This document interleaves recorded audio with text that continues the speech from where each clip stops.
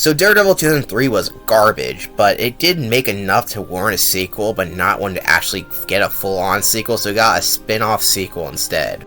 And that movie was Elektra, but the character that died, yeah, she stars in the next movie about Ben Affleck character who didn't die, but whatever. So I get good news and bad news. The good news is that it's not horrible. The bad news is that it's bland as all fucking hell. This movie is technically more accurate to the comics, but it's so bland in a way that doesn't even matter. They pretty much retcon the character, like she survived and that's all they say, and also she's a battle-hardened assassin who worked with the Hand at one point. Oh yeah, that just comes out of nowhere here. That was not in the first movie at all. So there are ninjas trying to find this one girl, and they're called the Hand. You might recognize their parody version from TMNT called the Foot. Not very creative there, I know. And their powers are pretty nondescript. They're supposed to be ninjas, but they have weird tattoos. And one of them has the power to kiss. I'm not joking. This is literally a scene. Like they just kiss. I guess they thought maybe the lesbian market would love that. And I don't think they did because no one saw this film, except for one person apparently, multiple times on Letterboxd. Look at the top review on Letterboxd for this movie. It's more entertaining than the movie itself. Trust me.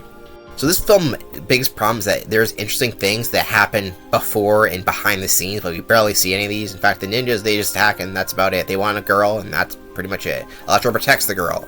It sounds like it could be an interesting concept, but it's executed the most bland and generic way possible. The movie thinks it can make up for this by adding things that they forgot to add in the first movie that seemed pretty important, like the character's stick, but here it doesn't make any sense why he's here, since he's more a Daredevil's mentor than Elektra, since, he's a blind ninja trainer, then, you know what I mean? But whatever, he's here, and he does basically nothing.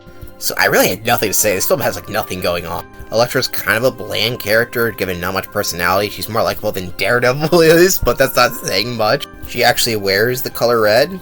That seems like it's a small thing, but actually having a character wear their color is probably very hard to do in Daredevil 2003, so it's nice that it happened here. And don't mind the CGI sheets. I do not know why they thought that would be a good idea to do. This film isn't heavy on CGI, but when it does, it's kind of strange because it didn't need it. Why? Sorry, I don't really have much to say about this film, but it really is just bland and fine. It's not insulting, but it doesn't really give you a whole lot.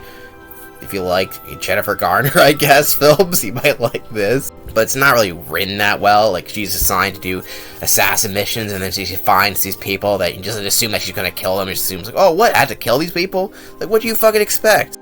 And her relationship with this girl that she's protecting is okay. I feel like it could be a lot stronger, and really a re-script could have made this actually work pretty well, since I actually am a big sucker for this trope, but it's just okay. It's fine. But really, it's boring, but at least it goes by fast. There's some okay action scenes. Elektra is more interesting of a character in this film, but that's not by much. She had, no character in Daredevil, so that's kind of saying, not saying a whole lot. It is pretty short, I'll give it that, but it gives you, a whole lot of nothing, really. If there was a movie that ever went in ear and out the other, it would probably be this film. So, it has the award of being better than Daredevil, but that's not saying much.